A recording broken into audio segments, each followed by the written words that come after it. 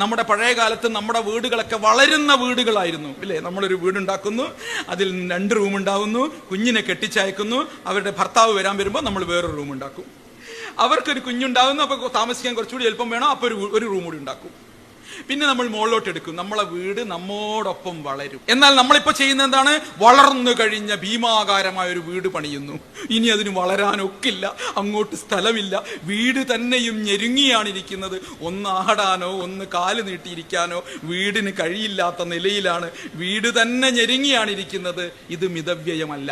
അപ്പൊ ആരെങ്കിലും വലിയ വീട് പണിയുന്നുണ്ട്, ഞാൻ തെറ്റല്ല പറഞ്ഞത്. മറിച്ച് എന്താണ്? നമ്മുടെ സമ്പത്തിനനുസരിച്ചാണ് അത് ചെയ്യേണ്ടത്. അതാണ് മിതവ്യയത്തിന്റെ സന്ദേശം. വരവിനൊത്ത ചെലവാണ്. നമ്മുടെ മുത്ത് നബി വെറും ഈന്തപ്പനയിൽ കിടന്നിട്ടുണ്ട്. വീട് എന്ന സങ്കല്പമേ ഇല്ലായിരുന്നിട്ടുണ്ട്. അങ്ങനെ ജീവിക്കാൻ നമുക്ക് പറ്റും. ഏത് നിദാഖാത്തിന്റെ കാലത്തും തകർന്നു പോകാതെ നിൽക്കാൻ നമുക്ക് പറ്റുന്ന വസത്വത്തിന്റെ സന്ദേശം ഈ മിതവ്യയത്തിന്റെ സന്ദേശമാണ്.